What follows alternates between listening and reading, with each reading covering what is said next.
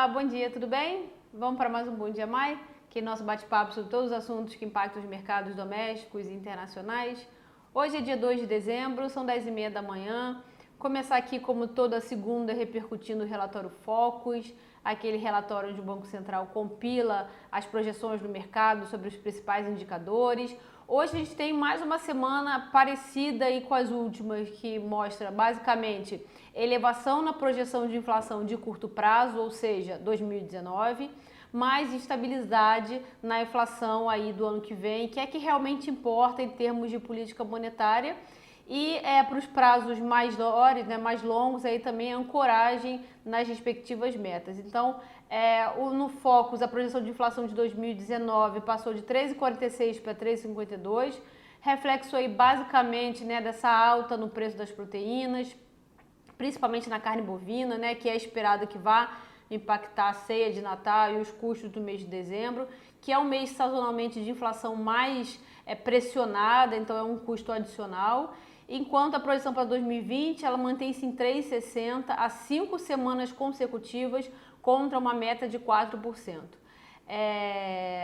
No grupo Top 5, que é aquele grupo das casas que mais acertam suas projeções de inflação, a gente vê o mesmo comportamento, alta na inflação de 2019 e estabilidade na inflação de 2020. A taxa Selic aí segue estável em 4,5 para 2019 e 2020, então o comportamento que o mercado espera é que o Banco Central caia os 50 pontos em dezembro, leve a Selic para 4,5 no final desse ano e mantenha aí a taxa de juros estável durante todo o ano de 2020. Essa também é a nossa expectativa. Aí, para aproveitar o gancho para falar de inflação, a ANEEL na sexta-feira definiu a bandeira tarifária em dezembro. Ela vai ser amarela, então ela vai passar de vermelha a 1, que era o que estava vigorando no mês de novembro, para amarela em dezembro. Isso se deve a uma previsão de mais chuvas durante o mês de dezembro, então com isso a conta de luz vai ficar mais barata, a estimativa é de um impacto no IPCA mais ou menos na casa de 0,20, ou seja, 0,20 a menos do que se a gente tivesse aí um ambiente de estabilidade na bandeira, ou seja, bandeira vermelha ainda em dezembro.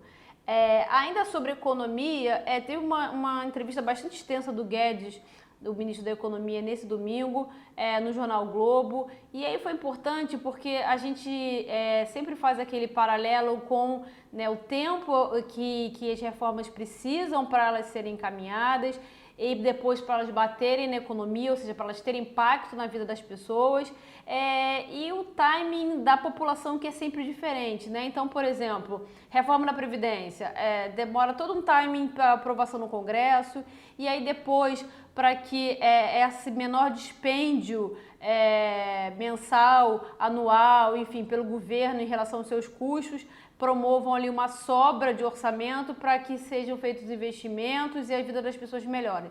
Esse timing é enorme, enquanto no curto prazo é muito fácil perceber que a aposentadoria ficou mais difícil, que as pessoas vão ter que trabalhar mais, enfim. E aí sempre existe um risco de que essa urgência por melhoras econômicas façam com que a política econômica ela mude de lado, ela que acabe descambando um pouco para o populismo, não porque as pessoas não precisam ser atendidas nos seus pleitos, com certeza precisam, mas isso precisa ser feito com responsabilidade, né?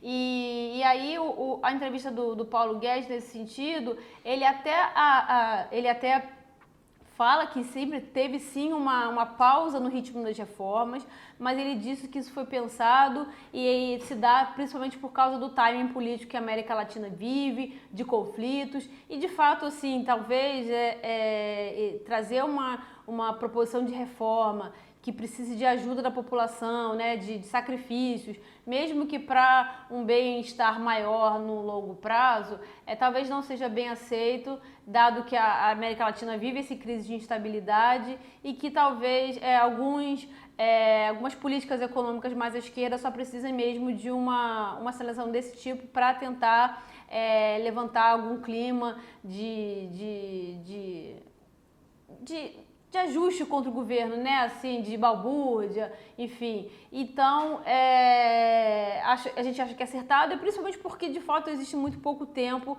para que a gente consiga até dezembro fazer alguma coisa que dê uma tramitação rápida no Congresso, que tira férias antes do final do ano. Então, o importante é que ele aproveitou ali o espaço e a disponibilidade para elogiar a governabilidade, elogiou o Congresso e disse que existe sim uma governabilidade em torno da agenda de reformas. Por fim, falando de economia ainda, os jornais reportam notícias bem positivas da Black Friday. O varejo online teria faturado aí mais ou menos 24% a mais do que no ano passado. E o Itaú registrou mais de 45 bi em transações, que seria uma alta de 25% em relação a 2018. É claro que esses números de vendas da Black Friday, que foi na sexta-feira, a gente vai conhecer um pouco mais à frente, mas esses dados preliminares já mostram aí uma recuperação bastante positiva, que é visto não só como sinal de que existe renda, né, para consumo, mas também como sinal de melhora na economia, até porque a pessoa dificilmente vai se comprometer com uma compra se ela não acha que o futuro dela vai ser melhor para aquela compra. A gente sabe que existe muito impulso, principalmente numa época de descontos que são vendidos como muito bons, às vezes não são nem tão bons de verdade, mas a gente viu em vários anos não de retração econômica, mas de dados mais fracos, que a Black Friday aqui dentro não foi tão boa. Aí passando para internacional, a gente tem números bastante positivos de PMI na China, que subiu muito acima das expectativas, foi o maior nível em quase 3 anos. O PMI da zona do euro também subiu no maior patamar de 3 meses, então isso está impactando positivamente as bolsas ao redor do mundo. Nesse fim de semana, a China reiterou que a fase 1 do acordo comercial com os Estados Unidos demande também da retirada das tarifas em vigor, não só do adiamento das tarifas programadas para 15 de dezembro. Então, lembrar que os Estados Unidos eles já adiaram tarifas que deveriam entrar em vigor em 1º de dezembro e também em outubro, e eles não querem mais um adiamento na de 15, eles querem que tarifas já impostas sejam canceladas. Aí, aproveitando o gancho sobre Trump, agora de manhã ele soltou uma série de tweets, de novo forçando o Banco Central norte-americano a cair mais os juros.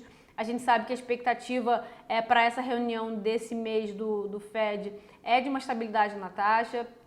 E aí ele disse que Brasil e Argentina especificamente estão com suas moedas bastante desvalorizadas e que isso prejudica os agricultores norte-americanos, e por causa disso ele vai retomar a tarifação sobre o preço do aço vindo desses dois países. Acho que só vale o adendo aqui, porque ele falou o Brasil e a Argentina têm desvalorizado a sua moeda.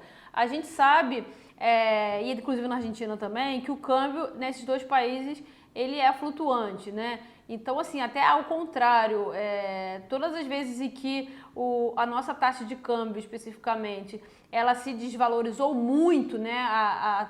O que o Banco Central fez, e nunca com o sentido de defender determinado nível de taxa, mas para dar liquidez, ele entrou intervindo no mercado cambial para corrigir essa disfuncionalidade. Então, assim, diferente da China, que a gente sabe que desvaloriza sua moeda quando, por exemplo, os Estados Unidos tarifou e para que eles tenham condição de comércio global, a gente não faz isso, né? O Brasil não faz isso de maneira nenhuma. O câmbio é flutuante, o próprio Paulo Guedes falou sobre isso, né? A gente tem que se acostumar com o câmbio mais depreciado para frente. E é claro que, assim, para o exportador brasileiro isso é muito positivo, e para o agricultor americano é um empecilho, mas não por conta aí de alguma ação do governo ou do Banco Central para desvalorizar a nossa moeda. O Banco Central, de novo, ele até entra quando ele percebe que a taxa de câmbio está muito depreciada por conta de, por exemplo, gap de liquidez. Tem falta de moeda, ele entra vendendo. Então, assim, não faz sentido, mas enfim, tem essa notícia aí de tarifação de preço do aço. Agora de manhã. O mercado local hoje segue atento ao comportamento do câmbio, né, como tem acontecido nas últimas semanas. A gente vê hoje aqui as moedas emergentes mistas em relação ao dólar. O real está se valorizando na margem, então a curva de juros aí está bem parada, próximo ao ajuste, um dia de agenda fraca, e as bolsas em alta bem significativa aí, acho que realizando aí essa Black Friday mais positiva na sexta-feira. Por hoje é só, eu espero vocês amanhã. Tchau, tchau.